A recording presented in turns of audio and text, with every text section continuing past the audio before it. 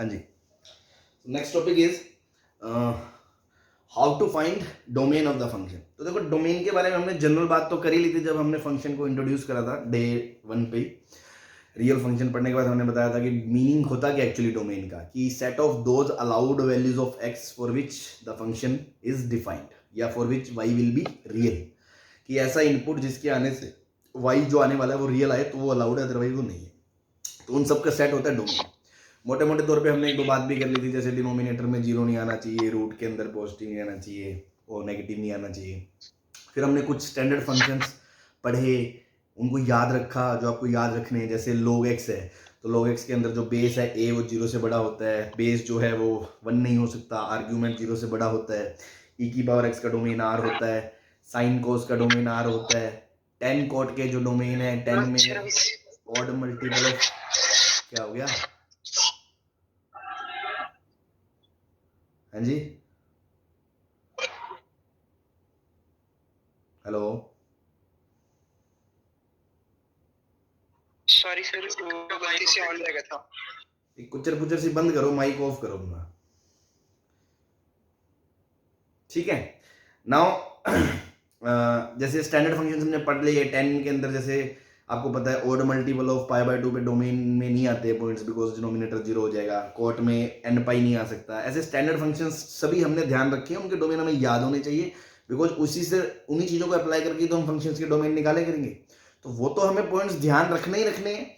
उसके अलावा कुछ जनरल सी बातें हैं, 3 4 5 6 कुछ पॉइंट्स हैं जो हमें पता होने चाहिए। देन उनकी मदद से और जो स्टैंडर्ड फंक्शन हमने डोमेन ध्यान रखे हैं, इन सबको क्लब करके हम क्वेश्चंस करने लायक हो जाएंगे। फिर हम कुछ उस पर प्रैक्टिस करेंगे। तो सबसे पहले कुछ पॉइंट्स हैं जो you are suppose to remember, उन पे बात कर लेते हैं, है ना।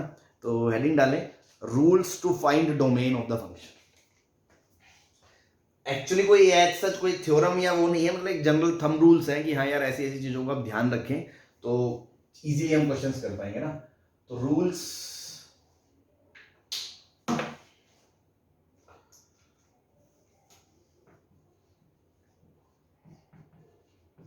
Finding domain of the function.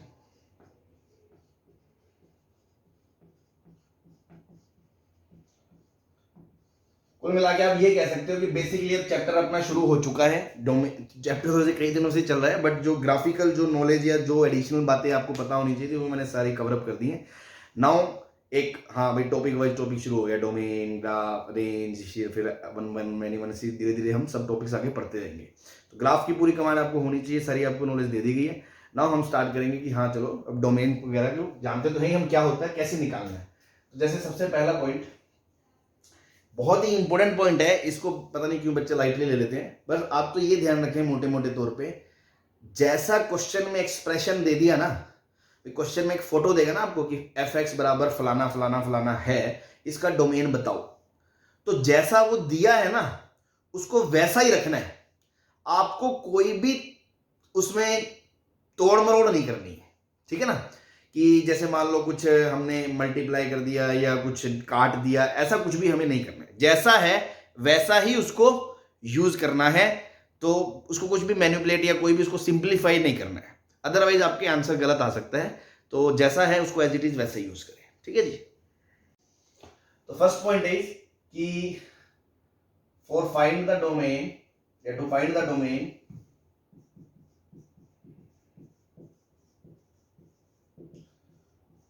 of given function या expression, do not manipulate it।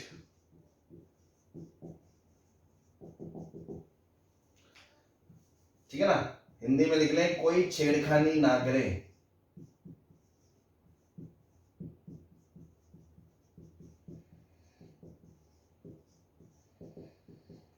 As it is use करें, एज इट इज रहने दें, तभी डोमेन निकालना है, अदरवाइज आपका आंसर गलत आ सकता है। ठीक है, तो ये वार्निंग है, ध्यान रखें, कोई छेड़खानी ना करें। स्पष्ट शब्दों में बात समझा दी आपको, समझ आए तो अच्छी बात है। जैसे मान लो मैंने आपको एक फंक्शन दिया f x equal to x square upon x, ठीक है, आपसे पूछा इसका डोमेन बता दो। तो जो बच्चा समझदार है वो तो क्या करेगा, वो तो एकदम शराफत से जो जो सबने समझाया वैसे ही करेगा। क्या कि सर ये एक रैशनल फंक्शन है, तो ऊपर एक पॉलिनोमियल है, उसको डिफाइन होने में कोई दिक्कत नहीं है, उसका डोमेन आर होता है। नीचे एक पॉलिनोमियल है, उसको डिफाइन होने की कोई दिक्कत नहीं है, उसका डोमेन आर होता है। बट जब दो फंक्शंस को डिवाइड करते हैं तो हमें पता है कि डिनोमिनेटर में वाले जो फंक्शन की वैल्यू है वो जीरो नहीं हो सकती। अगर ऐसा कोई एक्स है जिसपे वो जीरो होता है तो वो हमें हटाना पड़ेगा, बिकॉज उसके जीरो होने से ये समथिंग अपॉन जीरो हो जाएगा, तो वो नॉट डिफाइंड हो जाएगा। तो इसलिए हमने कहा कि this x can not be equals to zero. उसके अलावा तो ये कोई भी वैल्यू ले सकता है, कोई दिक्कत नहीं है इसको, बस। तो डोमेन का आंसर क्या आएगा, आर माइनस जीरो। लेकिन जो गरीब आदमी है ना, उसके कीड़े उछलेंगे, वो इस नोट को ध्यान नहीं रखेगा, वो ज्यादा स्मार्ट बनने की कोशिश करेगा। स्मार्ट कैसे बनेगा, वो स्मार्ट ऐसे बनेगा, वो कहेगा क्या है यार ये ड्रामा लगा रखा है, एक्स से एक्स उड़ाओ ना, सुंदर सुंदर बनाओ इसको, ये लो एफ एक्स बराबर एक्स, तो एक पॉलिनोमियल फंक्शन है, पॉलिनोमियल फंक्शन का डोमेन क्या होता है, आर होता है, तो वो ये आंसर दे देगा, और ये आपका गलत है। तो बात समझ में आ गई मैं क्या कहना चाह रहा हूं, कि फंक्शन से कोई छेड़खानी ना करें, जैसा दिया है सेम उसका थोबड़ा वैसे ही रखें और डोमेन निकालें। हाँ, आगे और चीजें निकालने के लिए हम उसको मैनिपुलेट करेंगे, बट जस्ट डोमेन निकालने के लिए उसको छेड़खानी बिल्कुल ना करें, जैसा दिया है वैसे ही निकालें। क्लियर है ये बात? Yes sir. तो आपको समझ में आ जाना चाहिए ये फंक्शन और ये फंक्शन सेम नहीं है। अगर कोई कहे कि y बराबर x square by x and y बराबर ये एक फंक्शन है f और एक फंक्शन है g y बराबर x, क्या ये दोनों फंक्शन बराबर हैं क्या? नहीं है, क्योंकि इसमें तो जीरो रख सकते हो, इसमें जीरो नहीं रख सकते, इसके डोमेन में जीरो नहीं है, इसके डोमेन में जीरो है, तो फंक्शन सेम नहीं है। ठीक है ना? तो इन चीजों का ध्यान रखना है, बहुत छोटी छोटी बातें हैं। चलिए पॉइंट नंबर 2,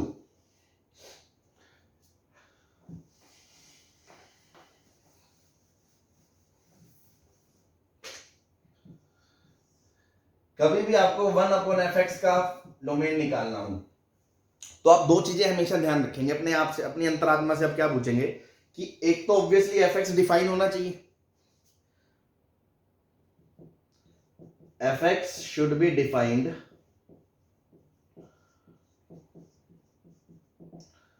भाई पता चले कोई ऐसी वैल्यू रखने पे f(x) ही डिफाइंड ना हो, फिर तो कोई मतलब ही नहीं है ना, f(x) ही ना आ रहा हो, फिर 1 कुछ आ ही नहीं रहा, तो आंसर कहां से आएगा? दूसरी चीज, f(x) डिफाइंड तो है ही और वो जीरो भी नहीं हो सकता क्योंकि डिनोमिनेटर में है, and f(x) can not be equals to zero. ठीक है ना? तो ये दोनों बातों का ध्यान रखें। जैसे मान लो आपसे क्वेश्चन पूछा y is equals to 1/x minus 2 का होल स्क्वायर, तो आपने देखा कि नीचे डिनोमिनेटर में फंक्शन है, फंक्शन कौन है? पॉलिनोमियल x माइनस 2 का होल स्क्वायर। इसको खुद को डिफाइंड होने में कोई दिक्कत है क्या? ये कभी खुद अनडिफाइंड होता है? ऐसी कोई भी x की वैल्यू जिसपे इसको फटफड़ाहट हो, ऐसी कोई वैल्यू नहीं है, मतलब ये तो हमेशा डिफाइंड है। अब ये डिनोमिनेटर में बैठा है तो ये जीरो वैल्यू नहीं ले सकता, क्योंकि फिर पूरे y को दिक्कत हो जाएगी। तो x minus 2 square is defined, ये तो हमेशा डिफाइंड है, तो यहां से तो आंसर आ गया x belongs to r, and this thing should not be equals to zero, तो ये जीरो नहीं होनी चाहिए, मतलब x 2 नहीं होना चाहिए। तो इन दोनों का इंटरसेक्शन लोगे तो फाइनल आंसर क्या आएगा? x belongs to r minus 2। क्या ये बात क्लियर है? Yes sir. जैसे मान लो मैंने आपसे पूछा y बराबर 1/ln(x), अब जो गरीब बच्चा होगा ना, वो जोश जोश में इतना एक्साइटेड होगा, वो तो बस यही देखता है, अच्छा सर ने कहा था डिनोमिनेटर जीरो नहीं होना चाहिए, मतलब ln(x) जीरो नहीं होना चाहिए, ln(x) जीरो नहीं होना चाहिए, मतलब x क्या नहीं होना चाहिए? 1 नहीं होना चाहिए, तो वो दे देगा आंसर फटाफट r माइनस 1, बस r में से 1 हटा दो। लेकिन वो गधा ये भूल जाएगा कि भैया इसका डोमेन ऑलरेडी r था ही नहीं, तुम इसके अंदर माइनस रख दोगे क्या? ln के अंदर -1 आएगा तो वहां ln की छाती में दर्द शुरू हो जाएगा, ln डिफाइंड नहीं होगा। तो पहले ये तो देख लो कि नीचे वाला डिफाइंड भी तो होना चाहिए, तो फिर हम ये भी तो देखेंगे भैया एंड ln(x) डिफाइंड भी तो होना चाहिए। तो ln(x) डिफाइंड कब होता है? जब इसका डोमेन x क्या होता है? 0 से बड़ा होता है। तो आंसर ये नहीं देंगे हम इन दोनों की बातों का ध्यान रखेंगे कि ln(x) भी डिफाइंड हो तो वो तो 0 से बड़ा होता है। अब उसके अंदर वो वैल्यू 0 नहीं ले सकता, तो x 1 नहीं हो सकता। तो यहां से आंसर क्या आएगा, x belongs to r plus में से 1 हटा दो, ठीक है। या हम बोल सकते हैं 0 से 1 यूनियन 1 से इन्फिनिटी। सही है भाई?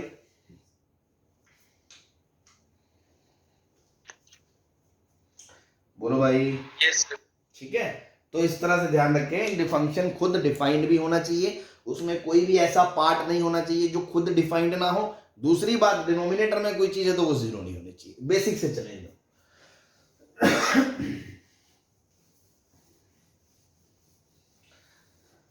चलो अब देखते हैं कितने लोग इस बात को समझ गए। मैं आपसे पूछता हूं, y बराबर 1/sin x का डोमेन पूछा है आपसे, तो हम क्या बोलेंगे, sin x डिफाइंड होना चाहिए। sin x तो डिफाइंड हमेशा ही होता है, कोई भी दिक्कत नहीं होती। एंड sin x 0 नहीं होना चाहिए, तो sin x 0 भी नहीं होना चाहिए। तो x क्या नहीं हो सकता, n पाई नहीं हो सकता, क्योंकि n पाई पे sin 0 होता है। तो डोमेन क्या आ गया इसका, r minus n pi, when x takes the value n pi where n is integer। ठीक है, ये आपका आंसर आ जाएगा प्रॉपर। अब मैं आपसे पूछ रहा हूं, अगला क्वेश्चन है, मान लो 1/1 sin x, इसका डोमेन क्या होगा?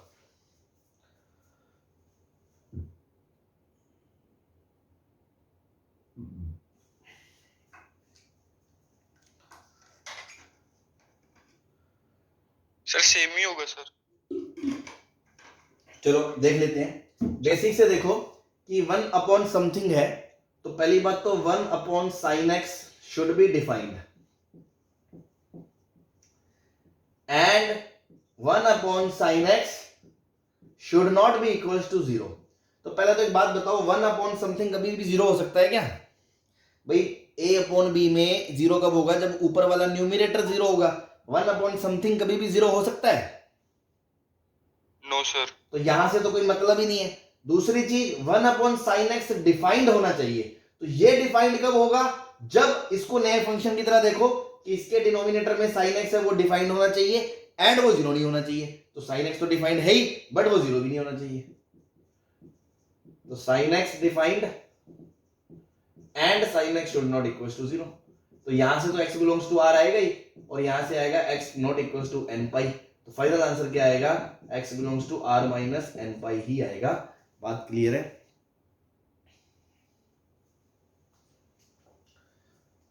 कुछ बच्चे क्या करेंगे, गरीब आदमी है ना, गरीब बच्चा, अगेन सुन लो, ये मूर्खताएं बता रहा हूं जो बच्चे सोचते हैं, या हम भी कभी सोचा करते थे। कोई बच्चा कहेगा सर ये तो ऊपर चला गया ना, y बराबर sin x लिखा हुआ है ये तो, और y बराबर sin x का डोमेन क्या होता है, x बिलोंग्स टू r। हाँ जी, आया होगा किसी के दिमाग में तो आ ही रहा होगा कि सर इसको तो ऊपर भेज दिया। तो मैंने क्या बोला था, छेड़छाड़ नहीं करनी है, ये अलग चीज है, ये अलग चीज है। अच्छा, तो कितने लोग अगर ये बातें समझ गए, तो मैं आपसे पूछता हूँ ट्रू फॉल्स बताएं, ट्रू फॉल्स। क्या मैं 1/1 sin x को sin x बोल सकता हूँ?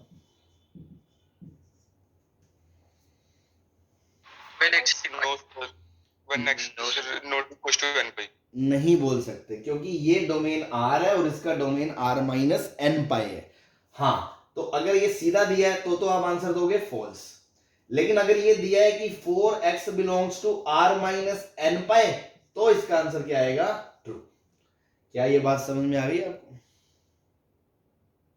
यस। चलो, अगर ये बात समझ में आ गई, तो अब मेरे को 2 स्टेटमेंट दे रहा हूं, सिर्फ मुझे 2 मिनट से सोच लेना, स्पष्ट आंसर चाहिए बस, कोई कंडीशन फंडीशन ड्रामा कुछ नहीं। जस्ट आपने ये सारी चीज समझ ली, बेसिक एकदम क्लियर कट बेसिक नॉलेज है मैथ्स की, कि हाँ यार ये तो आना ही चाहिए। हालांकि कुछ बच्चों को तो ये 11th में ही क्लियर होता है, बट चलो अब तो फंक्शन में पढ़ लिया, तो अब तो क्लैरिटी होनी ही चाहिए। मैं 2 चीजें लिख रहा हूँ, बस ट्रू फॉल्स बताना मुझे, और कुछ नहीं सुनना।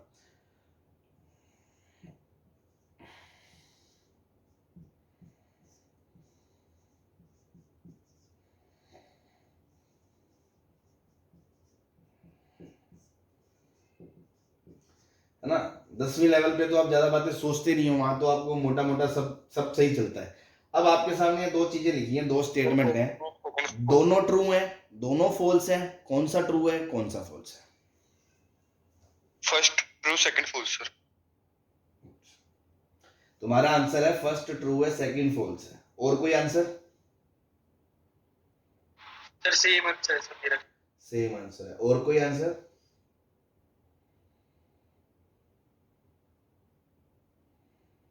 हाँ भाई खिलाड़ियों ढह गए, बड़े तुर्रम खा बने फिरते हो, 10वीं से पढ़ते आ रहे हो, ये सब चीजें तो बता दो अब। पहले सर सेम ही है, पहले ट्रू दूसरा फॉल्स। सेम। चलो मैं ऐसे पूछ लेता हूँ, इसके अलावा कोई दूसरा आंसर वाला बंदा है अभी यहाँ ऑनलाइन क्लास में? If anybody is there then वो अपनी आवाज रेज करे और आंसर बताए, otherwise I am supposing that all of you are agree with it. Clear है? सभी इस पे एग्री करते हैं? Yes sir. तो पूरी क्लास नालायक है, ये गलत है, ये फॉल्स है, ये ट्रू है।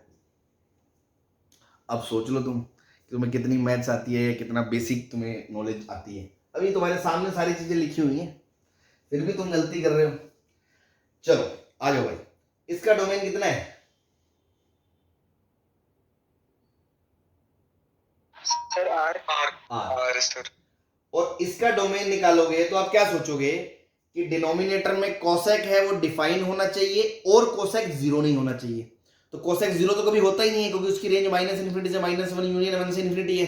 बट कोसेक डिफाइंड जरूर होना चाहिए। तो कोसेक डिफाइंड कब होता है? जब x क्या होता है? r माइनस एन पाई। इसका डोमेन क्या है? r माइनस एन पाई। अब इस पे आ जाओ, कोसेक का डोमेन तो हमें याद ही है, स्टैंडर्ड फंक्शन है कि इसका डोमेन है r माइनस एन पाई, और ये 1/sin x, ये अभी तुमने ही बताया था, ये रहा। इसका डोमेन भी कितना है? r माइनस एन पाई।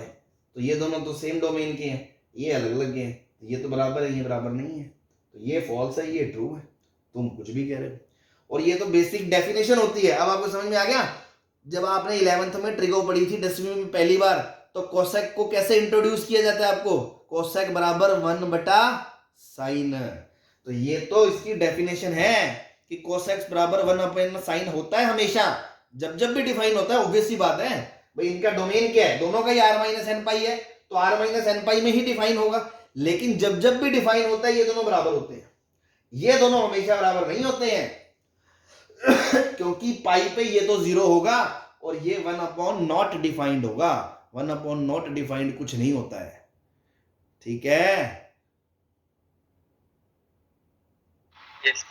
कुछ बच्चे इसको ऐसे सोचेंगे कि सर साइन पे, अच्छा ये तो ऐसा लिखा है 1/कोसेक 1/sin, तो जीरो पे तो ये 1/1/0, तो 1/0 इन्फिनिटी, तो 1/इन्फिनिटी 1/इन्फिनिटी तो जीरो।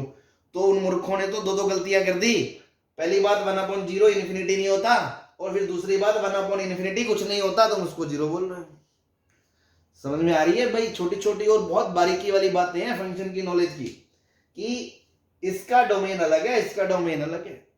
साइन बराबर 1/कोसेक सही बात नहीं है, हमेशा सही नहीं होता, पाई 2 पाई 3 पाई पे डोल जाएगा। लेकिन कोसेक बराबर 1/sin हमेशा है, क्योंकि उसमें दोनों में ही पाई 2 पाई 3 पाई नहीं आएगा। I hope this is clear to you. Yes. चलो तो ध्यान रखें, है ना? नेक्स्ट पॉइंट,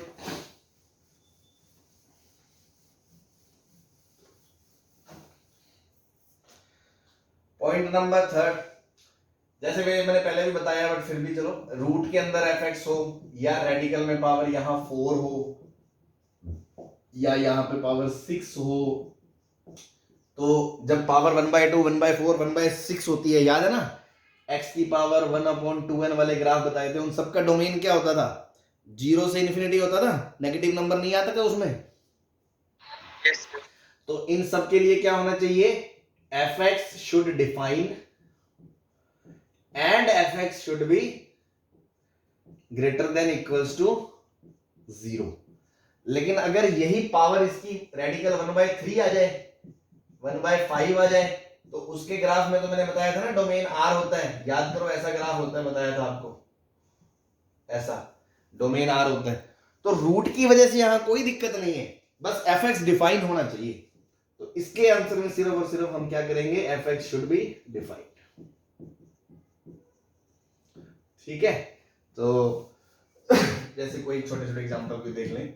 मान लो y बराबर रूट के अंदर e की पावर x -1 है, तो आप क्या कहोगे कि e की power x -1 should defined and e की power x -1 should greater than equals to 0। तो e की पावर x -1 का डोमेन तो r होता ही है, तो यहां से तो कोई दिक्कत है ही नहीं। और इस इनइक्वालिटी की बात करूं तो क्रिटिकल पॉइंट क्या आएगा, x का 0, क्योंकि 0 रखेंगे तो 1 - 1 0 आएगा। 0 के राइट में कोई भी नंबर रखो, 1 रखो, e -1 पॉजिटिव आएगा। 0 से पहले कोई भी नंबर रखो, नेगेटिव आएगा। आपको क्या चाहिए, पॉजिटिव, तो आंसर क्या आ गया, x बिलोंग्स टू 0 से इंफिनिटी। ये आपका आंसर आ गया। This is called wavy curve method, जो मैंने बताया था इनइक्वालिटीज में आपको आना चाहिए। इसकी कदम कदम पे जरूरत पड़ेगी, तो जिन्होंने नहीं देखे अभी भी 2-3 लेक्चर हैं वो देख लें, और वरना बीच बीच में हम करते तो रहेंगे, इसके थ्रू भी आप सीख सकते हैं। ठीक है, जैसे मान लो आ गया पावर 1/4 आ गई और x -5 आ गया, x² -5।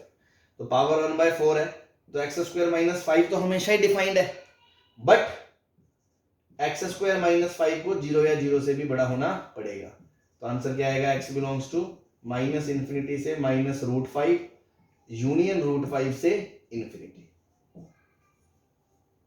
ठीक है, मान लो आ गया पावर 3 होती और अंदर होता x -3, तो ये तो डिफाइन हमेशा ही है, और पावर 3 की वजह से भी कोई दिक्कत नहीं है, तो इसका domain x belongs to r हो जाएगा।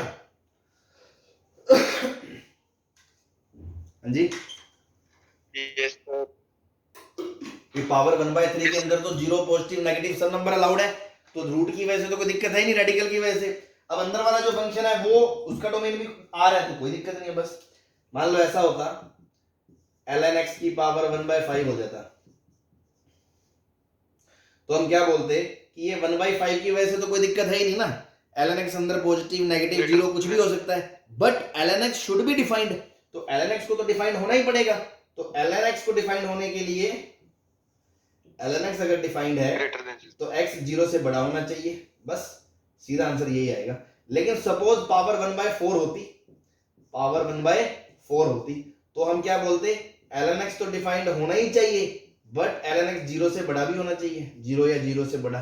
तो यहां से आ जाएगा x greater than equals to 1, और यहां से आप कह रहे हो x 0 से बड़ा, तो इसका फाइनल जो आंसर आएगा वो आएगा x 1 से इंफिनिटी। तो ये फर्क है थोड़ा सा इस पावर का। क्लियर है?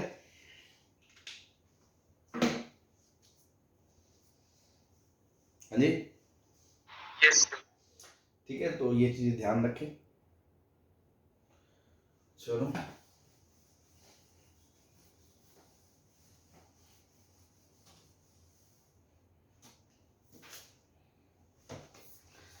पॉइंट नंबर 4 में भी सेम ही चीज है, बस अगर डिनोमिनेटर में आ गया, मान लो 1/fx का रूट आ गया, या 1/fx की पावर 4 आ गई, जैसे हमने पढ़ा था, तब आपको पता है पावर 1/4 1/2 की वजह से वो 0 से तो बड़ा होना ही चाहिए, लेकिन डिनोमिनेटर है तो वो 0 भी नहीं हो सकता। तो इस केस में हम क्या बोलते हैं, fx should defined and fx should be greater than 0। और अगर यही डिनोमिनेटर में पावर 1/3 आ जाएगी, 1/3 1/5, तो देखो रूट की वजह से कोई दिक्कत नहीं है, क्योंकि रूट में तो पॉजिटिव नेगेटिव 0 सब चलता है इसमें 1/3 1/5 में, लेकिन डिनोमिनेटर में है तो 0 नहीं हो सकता। तो इसमें हम क्या बोलेंगे, fx डिफाइन होना चाहिए एंड fx 0 नहीं हो सकता डिनोमिनेटर की वजह से, और इसमें तो पॉजिटिव होना चाहिए ही चाहिए। क्या ये बात क्लियर है?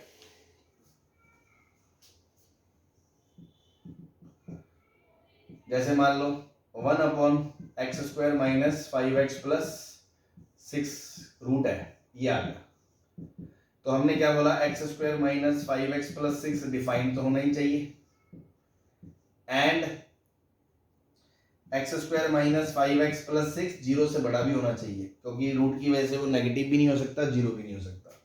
तो यहां से तो x बिलोंग्स टू r आ ही जाएगा, और यहां से आप फैक्टराइज करोगे x - 2 x - 3 ग्रेटर देन 0, फिर वेवी कर्व से आप देखोगे 2 रूट है, 2 और 3 लाइनों में लाइन बट गई, 3 से बड़ा कोई भी नंबर रखोगे तो पॉजिटिव आएगा, 2 3 के बीच कोई भी बड़ा नंबर रखोगे नेगेटिव आएगा, पॉजिटिव आएगा, तो आपको पॉजिटिव वाला रीजन चाहिए, तो ये वाला आपका आंसर हो जाएगा।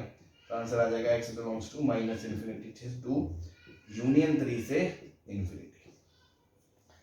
ठीक है भाई। और अगर मान लो इसी क्वेश्चन में ऐसा हो जाता कि 1/x² माइनस 5x प्लस 6 की पावर 1/3 हो जाती, तो आप बोलते ये डिफाइन तो है ही, रूट की वजह से नेगेटिव की कोई दिक्कत नहीं क्योंकि पावर 1/3 है, बस डिनोमिनेटर जीरो नहीं होना चाहिए। तो x² minus 5x plus 6 zero नहीं हो सकता, जीरो नहीं हो सकता तो मतलब x 2 या 3 नहीं हो सकता। तो बस आंसर फाइनली क्या आएगा, x बिलोंग्स टू r में से ये दो वैल्यू हटाएंगे 2 और 3, ये फर्क पड़ जाएगा इन दोनों में। ठीक है भाई।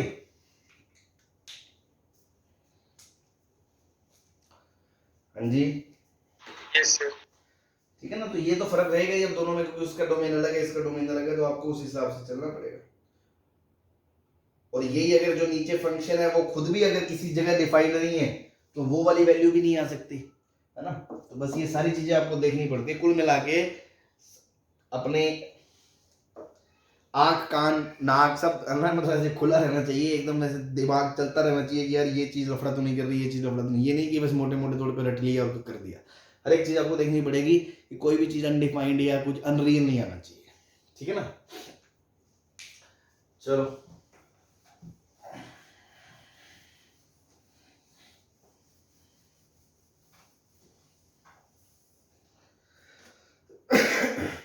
नेक्स्ट एक पॉइंट है इसी में, फिफ्थ, अलजेब्रा ऑफ फंक्शन।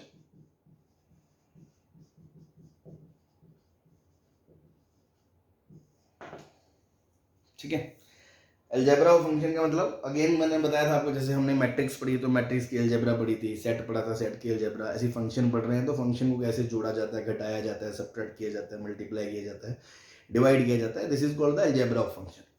तो अगर मान लो एक फंक्शन है fx and gx are two real functions having their domain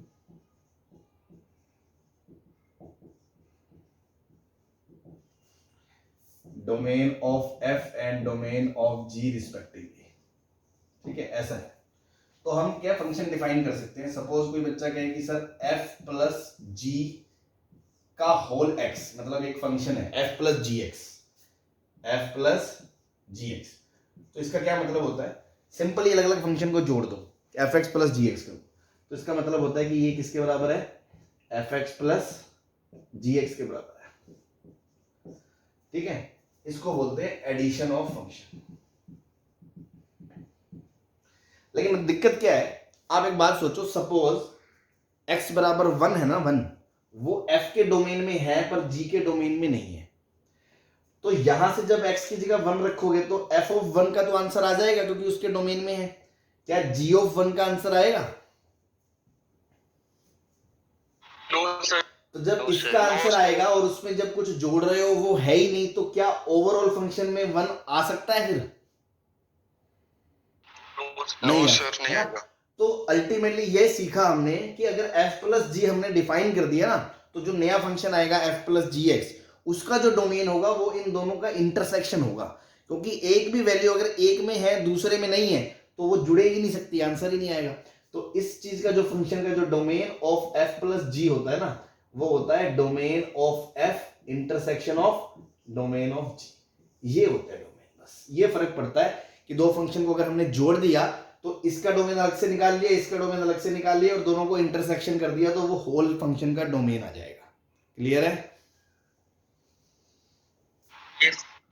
similarly बस फटाफट से f माइनस जी एक्स है, इसको सब्ट्रैक्शन बोल देंगे, इसका मतलब भी यही होता है fx माइनस जी एक्स, और सेम कहानी है कि डोमेन ऑफ f माइनस जी क्या हो जाएगा, इंटरसेक्शन डोमेन ऑफ g हो जाएगा। ऐसे ही मल्टीप्लीकेशन हो जाएगा, f इंटू जी करके लिख दिया, ये हो गया मल्टीप्लीकेशन ऑफ द फंक्शन। तो इसका डोमेन हो जाएगा, इस फंक्शन को डिफाइन कैसे करेंगे, एफ एक्स इंटू जी एक्स, और डोमेन सेम, क्योंकि एक वैल्यू आए एक ना आए ऐसा तो नहीं हो सकता, सेम लॉजिक से। और अगर डिवाइड करें f by G of x, तो again F X by G X. अब ध्यान से देखें भाई, अगर कोई वैल्यू f में है g में नहीं है तो इंटरसेक्शन में तो वो नहीं आएगी, लेकिन इसमें एक चीज और है कि डिनोमिनेटर जीरो हो सकता है ना, तो वो वाली वैल्यू भी हटानी पड़ेगी। तो इसका जो डोमेन आएगा f बाई जी का, वो आएगा domain of f intersection domain of g, तो आएगा ही आएगा। फिर भी उसमें से वो वैल्यू x की हटानी पड़ेगी जिनके लिए gx 0 हो रहा है। ठीक है ना, ये final answer. Clear? Yes sir, yes sir. तो इस तरह से बस ये addition, subtraction, multiplication, division function define हो जाते हैं। जैसे मान लो कोई भी फंक्शन ले लो, जैसे मान लो आपसे पूछा एक फंक्शन दे दिया आपको यार f(x) e की पावर x और gx दे दिया आपको ln x, और आपसे कहा f प्लस g क्या होगा, तो f प्लस g क्या हो जाएगा, e की power x plus ln x। अब डोमेन निकालना है, तो इसका डोमेन क्या होता है r, और इसका डोमेन क्या होता है 0 से इंफिनिटी। तो इस फाइनल का डोमेन क्या आएगा, x बिलोंग्स टू 0 से इंफिनिटी, इंटरसेक्शन आएगा। ऐसे f माइनस gx का भी डोमेन वही आ जाएगा, ये हो जाएगा e की power x minus ln x। f into g क्या हो जाएगा, दोनों को मल्टीप्लाई कर दोगे तो ये हो जाएगा e की power x into ln x, इसका डोमेन भी यही हो जाएगा। f बाई जी की बात करोगे तो वो हो जाएगा e की power x upon ln x। अब इसमें इनका इंटरसेक्शन जो है 0 से इंफिनिटी तो था ही, बट उसके डिनोमिनेटर में जो वैल्यू 0 हो रही है वो भी नहीं हो सकता, तो x की वैल्यू 1 भी नहीं हो सकती क्योंकि ln 0 हो जाएगा, तो -1 भी आपको करना पड़ेगा। इस तरह से आप चीजों को, फंक्शंस को डिफाइन कर सकते हो। या उल्टा बोल लो, कल को ये फंक्शन दिया है, आपसे पूछा पूरे का डोमेन, तो आपने टुकड़ों में तोड़ लिया, इसका अलग निकाल लिया, इसका अलग निकाल लिया, दोनों का इंटरसेक्शन कर लिया, आंसर आ जाएगा। क्लियर है? हाँ जी, यस सर। तो बस इस तरह से हमने अलजेब्रा डिफाइन होगी फंक्शन। चलें?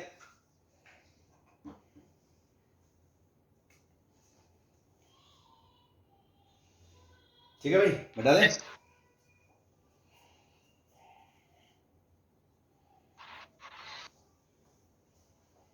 चलें आगे? Yes sir. एक पॉइंट छोटा सा है जो मैं इसी में अभी फिलहाल बता रहा हूं, कंपोजिशन फंक्शन के बारे में मुझे बात करनी पड़ेगी। हालांकि ये अलग से पूरा टॉपिक पढ़ेंगे हम इसी चैप्टर के अंदर, लास्ट में थोड़ा काफी आगे जाके, कंपोजिट फंक्शन, उसके अंदर क्या क्या है, चीजों को कैसे डील करना है, वो सब डिटेलिंग में देखेंगे। अभी के लिए मोटे मोटे तौर पे बस थोड़ा बता दें कि होता क्या है और उसके डोमेन को कैसे निकालते हैं। बिकॉज क्वेश्चन जब आप डोमेन के कोई भी मटेरियल से करोगे तो उसमें कंपोजिट फंक्शन भी बीच में आ जाएंगे, फिर हमको वो पता नहीं होंगी तो चीज़ें दिक्कत आएगी। इसलिए बस उस पॉइंट को भी मैं जस्ट थोड़ा सा ब्रीफ में बता के ऐड कर रहा हूँ यहाँ पे। तो point number 6 is about composite function. तो कंपोजिट फंक्शन होता क्या, पहले तो ये देख लें।